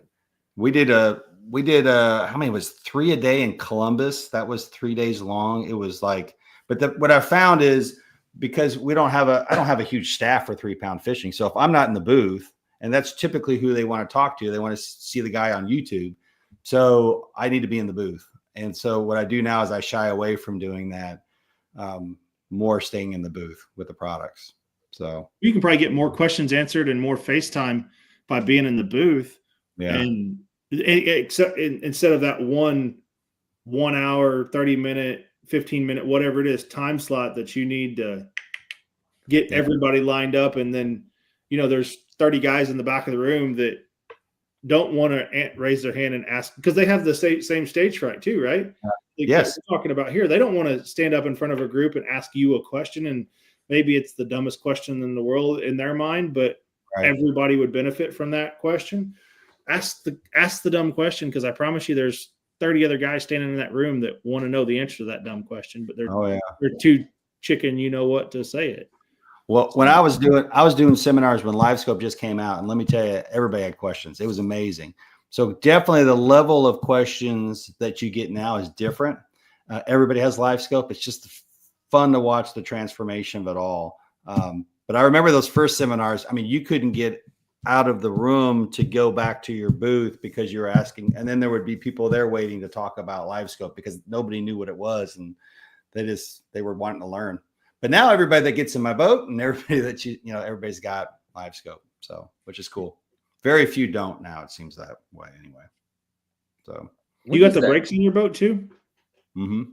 Yeah, crappie brakes are awesome. Again, probably more of a tournament angler thing, just like the 16-inch screens are, but I get a lot of questions asked about that. It's typically the first question a guide trip's going to ask me is, what are those props doing on your power poles?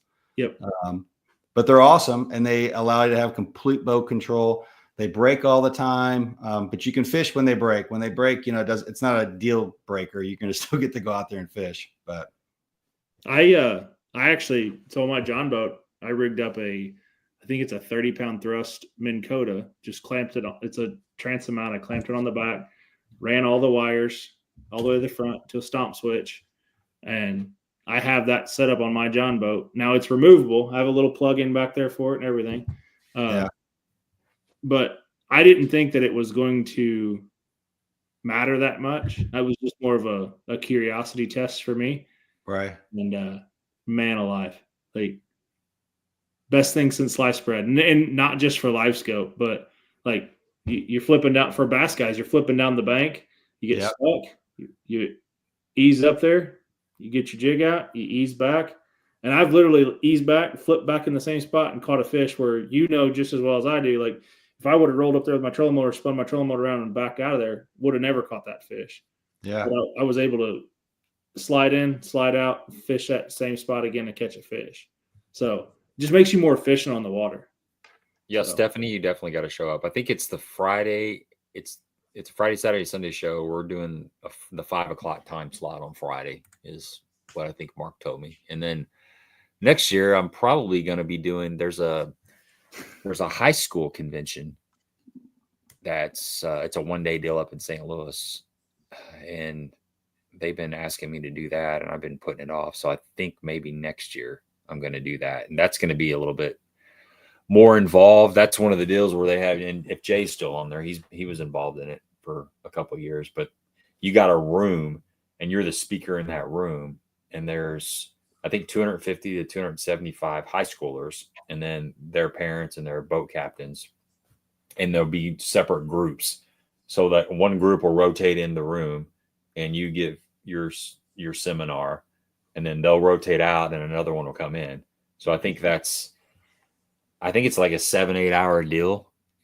So you're going to have to talk in front of 5 or 6 different groups. So I don't know. Floors warmed up for that one, bud. Yeah. They're wanting me to do. Rob Rixford is the guy that approached me. He's the guy that does some of the social media for 10 Horse Money YouTube channel or on live streams. He approached me about it last year, and he just got a hold of me recently and just put a little filler out there. And he's saying that it's one of those deals where kind of like what I was just talking about. I got to just force myself to do it and put myself in that situation, even though I'm going to be nervous as crap. But they're wanting me to do a co-angler on the co-angler side, because I fish, obviously the BFLs as a co-angler. And so the topic, it's nice if you have a topic. I was kind of thinking through it. But when they give you a topic, we want you to speak on co-angling. There's a lot of high schoolers that's going to be a transition for them, is to jump in the BFLs or the Toyota Series or the Bass Opens as a co-angler. And so I've got a lot of experience, so I'll be comfortable talking about that topic. And I told him I'd also feel comfortable talking about, producing content, kind of marketing yourself through YouTube and social media. That's something that we've all done. So those are 2 topics that I feel like I can get up there and at least share my opinion and my history of that. So, it'd be different if he's like, we need you to do a seminar on lumberjacking. I'm like, I'd be in trouble, but I'll be comfortable talking about fishing out the back of the boat, because I've done that for years. So it'll be cool. All right, boys, I'm out of here. All right, man. I appreciate it. Give me the address. We'll get the bass braid out there for them. And I appreciate you guys. You guys got an awesome show. So yeah, thanks for spending some time on here. And yeah, I'm going to jump in the boat with you soon again. Give me a holler. Do that. Okay. Anytime you want. See you, All John. Right, Gabe, take it easy. Later. Have a good evening. He gone. Yeah, it's cool. No, seriously, that bass braid is some pretty good stuff, and it's the price point's really Let's good. say that's a hell of a price point at $13.99 for 150 yards. So yeah, it's good stuff. You get 2 spools out of that. It may be 3 if you're lucky. Heck, braid lasts for 4 years, 5 years sometimes. I just flip mine. You can, yeah, so to say, you can pull it off and flip it around and go back. You might have to cut like 20 yards of it off every once in a while. Yeah, but if you flip it, more times than not, you're good. Or put a little bit of backing on there and you don't use as much, and then still flip it. So, problem with a lot of the reels that I use, bombing a toad or a frog out there, sometimes you're already at the end of it when you're throwing 50 or 65 pound braid. So yeah, those crappie breaks are pretty cool. I mean, just for the reason you just said, a lot of guys that fish docks, like skipping docks, when it's kind of windy, or when you're around cables, getting around the backs, like you're coming in between 2 docks and there's cables, and you want to throw your bait around the walkway. You can zoom up there, and you don't have to spin your trolling motor around and wash all that out. You just hit your crappie brakes or your bass brakes or whatever and fish, and then come out. Yep. But just like everything else. Well, it's all money. It all adds up. You can, like, even with my little setup that I got, you can parallel park your boat. Yeah. you got the steering in the front and you got the drive in the back, basically, and you play with it enough, you can. It's not easy to stand on both pedals, but you can guide with one and back up with the other, and it's the berries when you get used to it. Yeah, that high school convention this year has Brock Bila, Drew Gill, Trey McKinney. They're all speaking, and then there's a couple other guys. Where's Pete Winters, Table Rock guide Pete Winters. I'm not sure. It's in St. Louis somewhere. Okay, but yeah, they have a really good guest. But that's geared towards high school and the boat captains and the parents. Captains, okay. Yeah, it's not open to public. No, it's not. It's a paid event. There's an entry fee. I'm not sure what the pricing is, but it's a private event for the most part. I got you. Jacob, I just decided that I am going to get the boat. I just decided that last week after talking it over and talking. That's how I am, man. It takes me a long time to work through everything, but now the hard decision comes, right? Picking all the colors and all the the nuances of it. Insane. It's Vianney High School. That's what Jay says. Invite only. Yeah, it's insane. If you guys got some free time later, get on the Phoenix website and look at all the different options you have. I mean, you got the bottom of the boat, the side of the boat, the rub rail, the top cap, the console, the seats, the carpet, the inside, the boat. I think each one of those has like 7 different options too.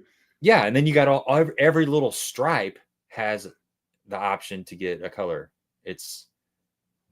I don't know. It seems like there's like 10 or 15 different options that you go through, and I'm halfway colorblind anyway, so it might be green, purple, and blue by the time you get done. I'm pretty sure my wife's putting my boat together is what I'm saying. So, yeah, Jim Crawley's speaking. They got a really good lineup this year.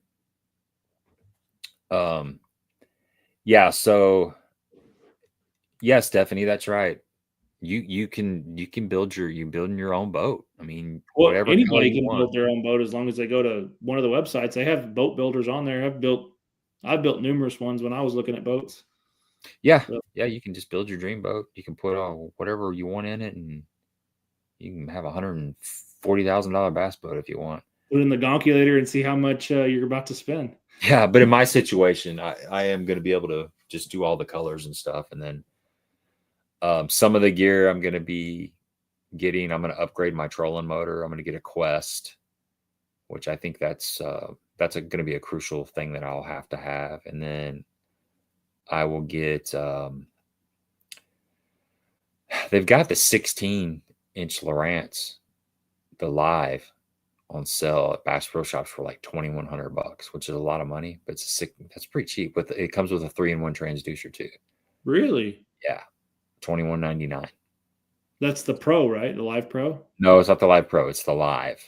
Okay, I saw the Pros were on sale on a couple of sites too. Yeah, but I think they're another $1,000. Okay. So I'm thinking about getting that, upgrading the trolling motor, and then getting the 16, and then using stuff that's on my John boat, swapping it out. But they do have the Live Scope stuff's on sale too now. A lot of it. Well, you know, that's what I was just saying. You put the 16 on the 16 at the console. You get Live Scope for the front, and then the rest of it, if you wanted an additional graph, I would just transfer your 12 from your John boat. Yeah. What'd you say? I'm sorry. No, you're good. Live Scope front, a new Live Scope in the front, and your 16 at the back, and then use the 12. Transfer your 12 back and forth. Yeah. I think that's what I'm going to end up doing. That'll make total sense, because when I sell my Ranger, my Ranger is going to come with my older Touch 12, and then it's also going to come with my Gen 9. Gen 2. Yeah, it's a Gen 3. Yeah, it's a 9-inch Gen 3. Gen 3. Right. Touch 9. Touch 9. There you go. Got it. Sounds like a band. Gen 3 Touch 9. All I use that for is waypoints. Let's give away a Baitworks gift card here. Heck yeah. Let's see. I agree, Curtis. You have to be a hammer if you're going to go with an electric chicken boat. It's a lot of responsibility. It is. It is. It's like wearing a You salmon see, color. your favorite. I had to go pull my favorite crappie color out. Your favorite crappie color is electric chicken. I like popsicle. Let me see. Is that called popsicle? Or you just made that up? No, it's called popsicle. Huh. So that's the color in the bladle pond, huh? But that's the color everywhere. Really? Oh my gosh. What is it? Grape and chartreuse? What color tail is that? It's a chartreuse tail, pink side, and like a grape top. Okay. All right. So you're going to get your boat wrapped too? It says 10 horse Monty down the side. Heck no, dude. It's the last thing I want is a wrap boat. That's the last thing I want. It's already like pretty obvious with a chest cam and a pole cam. Not that I'm. At least it's a pole cam. I mean, not that I'm anything to follow around by any means, because I can show you where the sucky spots are at. Some days. Some days. Yeah, I get lucky every once in a while. What are they? Strike Force. Yeah, everybody go check out Strike Force. That's it's Jay. You got a website, Jay? I don't know if he's got a website. Let's check it out. Jay and Mike just got involved in the fish attractant business.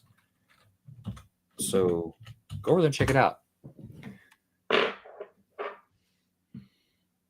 to find it here. This is nice. I just got Starlink, in case you guys are wondering. And instead of having a laptop, for all these years, I used my wife's laptop. And now I'm just using my PC. So it's super fast. Way, way, way better.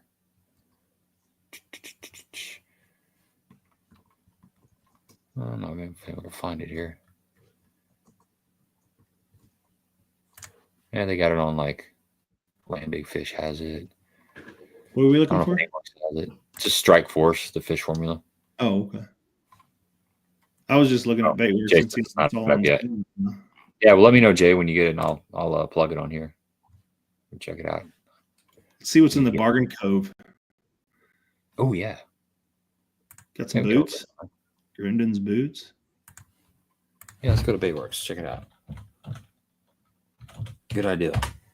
Because they got a bunch of crap in there. Shower blows are $9. I know. Let's Evergreen jerk braids. Let's see. Stop. We'll let this Baitworks run for just a little bit longer. I'm going to kind of put it in the background. And we'll pull up this Baitworks. All right. So you go to the Bargain Cove. Yeah. So check all this stuff out. It's like loaded up with. The Yamamoto Yamatuki's on sale for $3. Yeah. That right there, that's one of the best topwater bait, walking baits available. What's that? Shower blow. The shower blow? The shower blow. Thing's awesome. Yeah. They got some Phoenix rods. I haven't fished this one. I've got a couple of the feathers. Pretty There's good only rods. 25 pages on the Bargain Cove. So yeah. You got some 4-inch Kitex. There's your spinnerbait, bro. There, the Booyah JC covert spinnerbait, $5. Is it on there really? Yeah, right here. It doesn't catch any fish. Yeah. None at all. Big Bite Bait Sensation. The burrito, the nacho. It's a good one. Let's see what else we got on here. It's just nonstop. I mean, look at that's deep discounts. Like a 5-inch Swim Seco, normally $7.99, $3.50. Smithwick Floating Rogues, $3.50. DT6 Right is $4. Look at that. Bill Lewis Scope Stick. These are really good jerk baits. I don't know if you probably haven't thrown these around, but this one right here. I'm sorry, I got distracted. Oh, the Bill Lewis Scope Stick. I have not thrown that around. Well, I just started throwing those around like the last 4 months. It's Are my they worth favorite. going to pick up some? It's my favorite jerkbait now. Is it Sure. really? Yep, it is. It is my favorite jerkbait. I mean, I'll still throw the, the mega bass and the all the other ones that I got a lot of confidence in. But there's definitely a time when they'll hit this, and they won't hit the other ones. So it's one of 5 that I'm always going to have in my box. I mean, I'm still partial to some of the Lucky Crafts.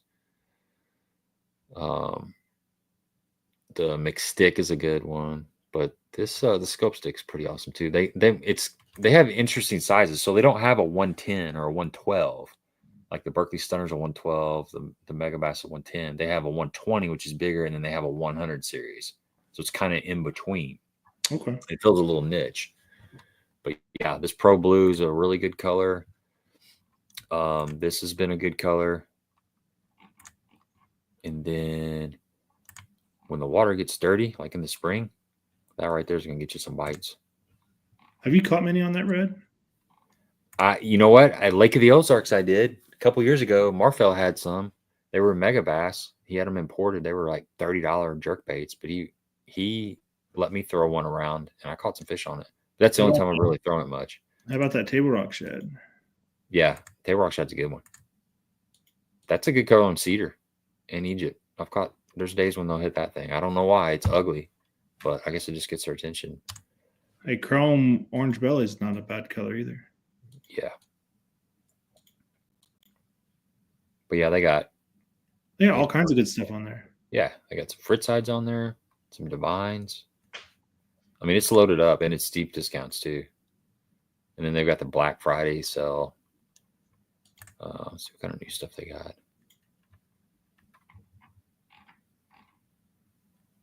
These right here are a lifesaver for a co-angler. I mean, What is that? Not $100, but I got some like just motocross goggles. I think I paid like $30 for them, but for those cold runs in the morning. I got that Safe Face. I love that thing. Yeah, that works too. But the thing I like about these goggles is when you got a sock cap on, it keeps that sock cap from stopping lake going like 70 miles an hour. Huh. Bunch of luge rods. Only thing that I hated about the Safe Face was the wind whipping around it. It was really, really loud. So, I bet. Yeah, if you're a Dobbins guy, 20% off Dobbins rods. There's lots of good stuff going on. The Trick Shad. These are really cool. They got some good colors. You just got some of those in, didn't you? Yeah, I got some good. I threw them in the boat. I didn't throw them around today. I was playing around with that that Bill Lewis little depth strike is what they call it. Yeah, I spent a lot of time playing around with that. It's interesting. I think it's going to do better when it gets cold. I mean, I caught one small fish on it. I had several of them run up to it and look at it, which was interesting hearing what Matt was saying about that cold front coming through, and the crappie had kind of shut down too. So that makes me wonder. What was it? It's let's see if we can find it.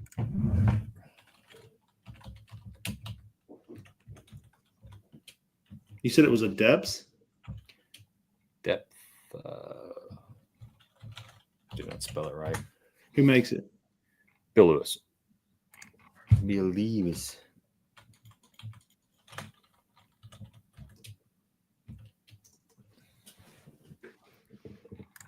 It's a hard bait, right? Yeah, it's it right here. Depth strike.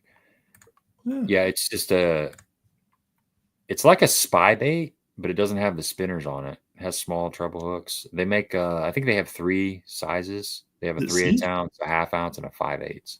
And it's a slow sink, but it's when it's sinking, it's like a Cinco. It does this. It's really cool. You can pull it up and watch it go down. It does this really slow sink, and then when you reel it in, it kind of walks the dog without even twitching it. You just reel it straight in, and it goes like this. Really? It wanders, and then when you kill it, it does this. And I can't really tell what it does if you like twitch it. But it's unique. I don't really know. I'm still trying to figure out where it will come into play. Can you see it pretty good on FFS? Yeah, you can see it pretty good. You can see it, especially when you're reeling it in, because it's doing this. So it's really putting off a signal. When you're just letting it fall, it's doing this. It's a little bit harder to see. How fast does it fall? Skinny when you're looking right at it. How fast does it fall? Probably a foot a second, maybe. Okay. Maybe a foot every 2 seconds. Not real fast. Not like a jig head or something. But yeah, I don't know, man. It might catch striper. I'm not sure. Like I said, I just got those. And anyway, there's a lot of cool stuff on there. You can spend a lot of money. Let's jump back at her. There we go. All right, let's give this gift card away. Drum roll. Let me pull it back up.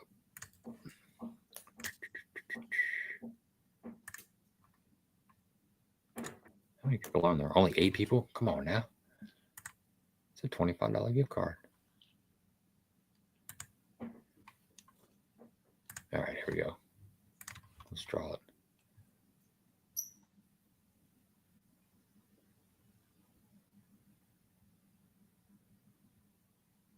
Ah! Lucky dog. Lucky dog. All right, man. Hit me up on Facebook. I'll get you taken care of. I'm gonna make him send that one over to me. Okay. Get rid of this. This is a lot easier to navigate. I got to redo this right here because when you got triple panel, this kind of disappears. This still shows up. I can't see what you're pointing at, bud. Oh, I'm sorry. The bass braid. When you got 3, we can't see. When you got 3, the Baitworks disappears. The bass braid disappears. The Cumberland Pro Lures is there. So I need to think about that. Talk to Rich on that one. By the way, I don't think he's on here, but it's his birthday today. Go over to his page and wish him happy birthday. Yeah, Stephanie, thanks for using it. It's cool. It's just it's just a little bit something cool. They've been with the stream for a while, and they've been giving away that $25 gift card, which is sweet. It's awesome.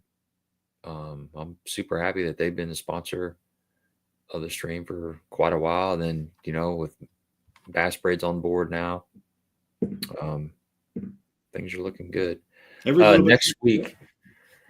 Next week we have Drew Gill and Marshall Robbins will be on here.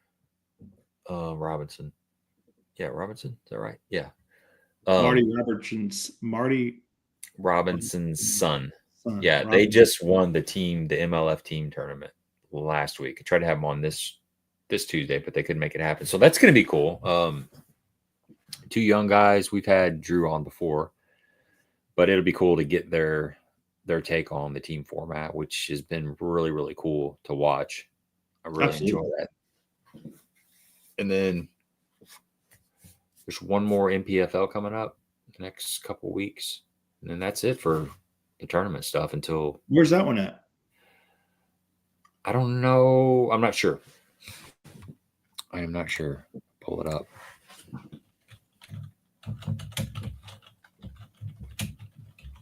It's the one that they made up. It was going to be on the St. Johns River.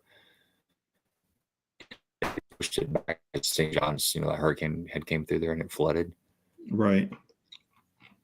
It is on Lake Murray, December 11th through the 13th. Yep, you got it. I was looking at it. That will be cold. Yeah, so we might try to get some of those dudes on there, talk about it. It's always fun.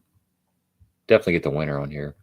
I said that seemed like a long way away because of the weather that we've been having, but that's like in 2 weeks. How many tournaments do we have in December? That's pretty cool though. We haven't seen a tournament in December in years. Yeah, usually it's like October and it's done. Mm-hmm. September. That's usually like championship. That's usually like low level AAA championships. Yeah, AAA right. Yeah, and then Mikey Balls is going to be on sometime in the next couple weeks. I bet he'll be dressed like Santa Claus.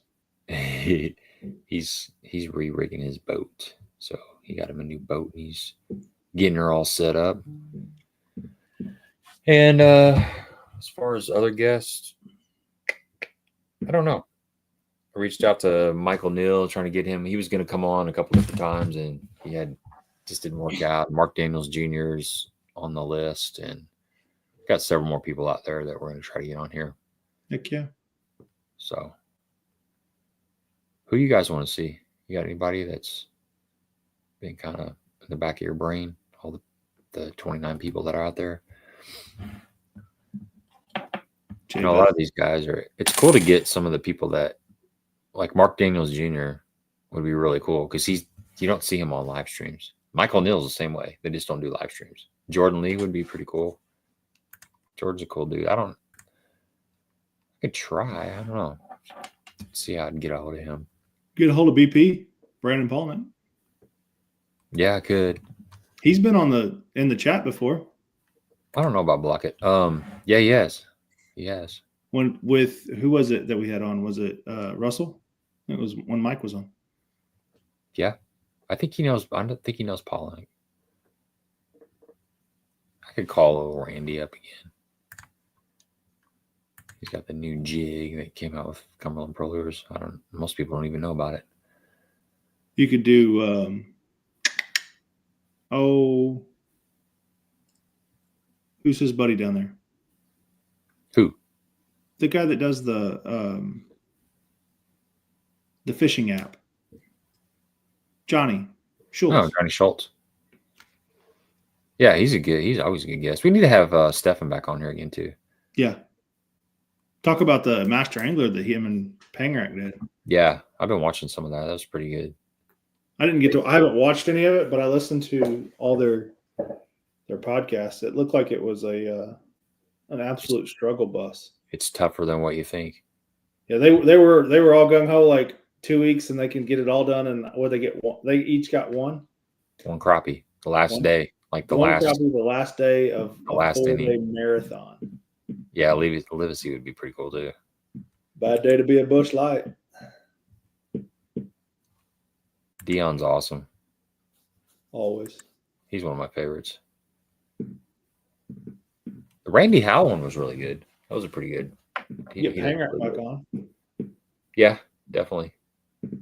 There's a lot of options out there. I want to get there's a guy that works at Fitz's Fishing at Lake of the Ozarks. He was a Major League Fishing boat official. That would be cool. Yeah, and I talked to him. It's been almost 2 years. It's crazy how time flies. It's one of those deals where I talked to him and I meant to call him a couple of weeks later. And now it's been a couple of years later. Still haven't called him. But that'd be really cool. He's retired. You know, he's not doing it anymore. But it'd be cool just to hear the stories. Yeah, I don't know, man. I think Dion might sink my boat, man.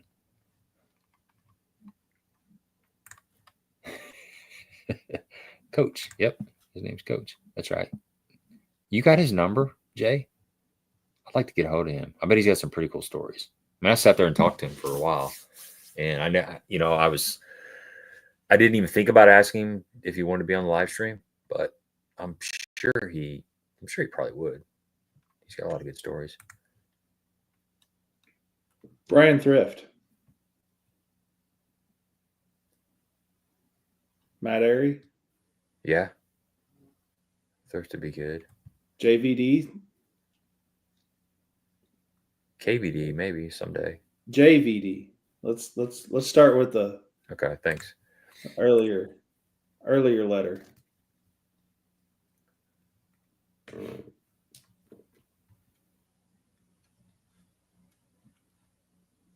What else you got?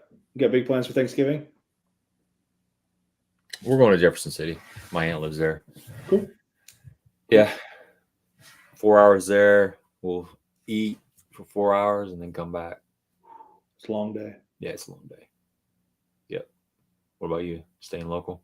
Yeah. Gonna go hunting this weekend. Cool. Good luck. You got to get that buck, man. Try to kill a deer so I can go see Uncle Ron and go fishing. Oh, yeah.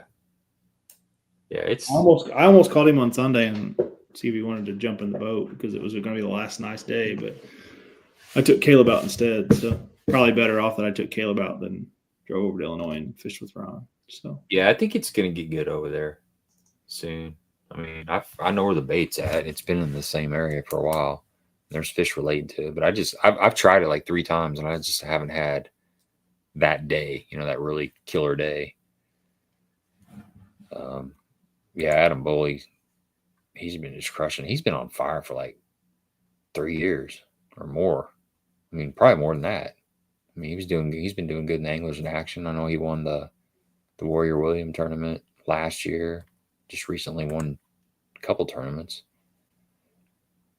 yeah, Jacob, it's going to be brutal on Sunday. 30 degrees is the high, 18 is the low. Yeah, we're going Christmas tree shopping. We're going to go to Myers Tree Farm, and we're going to cut us down a Christmas tree. It's going to be 20 in the morning or 18 in the morning. On Sunday? Yeah, we've had that day picked out for like 3 weeks. Had no idea there's going to be an Arctic blast coming through, and it's going to be like brutally cold. So if you never did the Christmas tree deal, you load up on a hay wagon on the back of a tractor, and they haul you out to this to the field, dump you off. You look around, you look at 100 different Christmas trees, and you pick one out, and then you call the guy with the chainsaw. He comes over, he cuts it down. You get a ride back to the front of the business, go inside, pay for your tree. A little bit later, they show up with the tree that they cut down, and you throw it in the back of your truck and you go home. So it takes about 30 minutes to pick out that perfect tree. Well, actually, the ride there's 10, the perfect tree's 30, and the ride back's 10. So it's about an hour. So I'm wondering how quick we'll pick out a Christmas tree. We're gonna be loaded to the gills. Yeah, that's right. It's fun though. I think it'll be fun. I'm actually looking forward to it. So, yeah.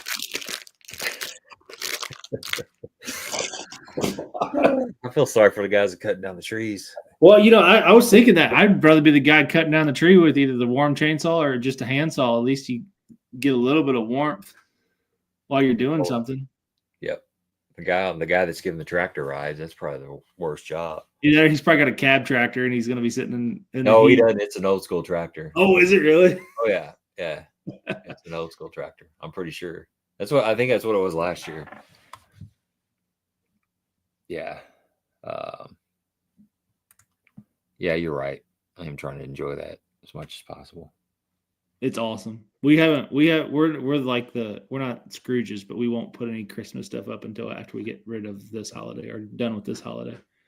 So we got Christmas lights out. We put them out like 4 days ago.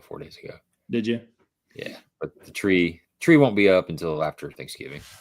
Yeah, usually it's the Friday after she starts decorating the house because we sell it. We do Thanksgiving with all the family at our house, so it's got to be decorated for Thanksgiving, and then we get rid of the pumpkins and the mums and all the things on the front porch. Hey, this guy caught his first striper recently. Yep, congratulations! Saw the picture. I did too. I got sent the picture immediately. I think that he was still shaking in the picture. Yeah. So. Yeah. I think he caught it. The area looked very familiar. It did look very familiar, like super familiar. Yeah. It's almost like he had a clue or something from somebody to show up there. Yeah. I don't think you get acclimated to. You just deal with it. 18. I can get acclimated to like 30, but heck, I got cold the other day in the tree stand and it was like 40 degrees, but it was blowing like 15 or 20. I'd much rather sit on a day where it's 10 and it's still than a day that it's 40 and blowing. Yeah. So it's scary in a tree when the wind's blowing too. It can be. Oh, 10, 15, 20 is not bad. It's when it's blowing like 30 when you reach down and touch the ground every time the tree blows over. I swear to you, last year I was in northern Missouri and I could touch the ground every time the wind would blow. That was scary. You the tree was only like that big around, and you're just.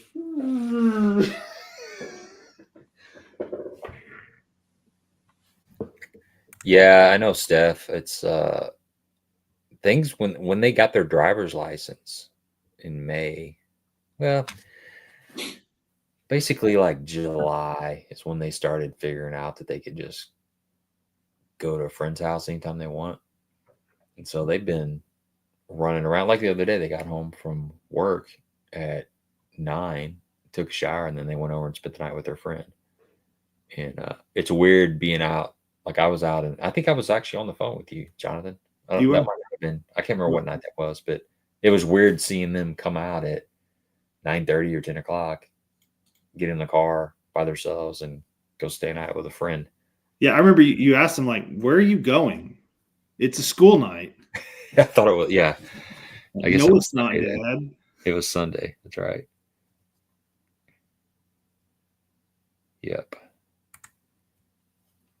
Yeah, I haven't got to experience that. We need to do that. We need to have just some of the viewers come on and ask questions. I've seen Penger's done that before. That'd be pretty cool. I don't know how that would work, but Gabe Weiss suggested that years ago. Yeah. I know. Like, I don't know. The best hammers in Southern Illinois, just have them all on. That would be a cool show. It would be cool. They would be all tight-lipped. Oh, my gosh. Could you imagine? I guess you just copy and paste the link on here, and then that's how people would get on there. I've never done it. I mean, that makes sense. That'd be cool. It'd be cool to get on here and have some people come on and talk a little bit. Heck yeah. Yeah. All right. You got anything else, Jay? B? Nope. Happy Thanksgiving. Happy Thanksgiving to everybody out there. Everybody be safe if you're traveling. Stay warm. Make sure you eat plenty of food. Lots of hugs. Lots of family time. Yeah. Stay off of these. I'm preaching, but stay off of these and spend time with your family. That's what it's all about. So we're out here. See you right. next week.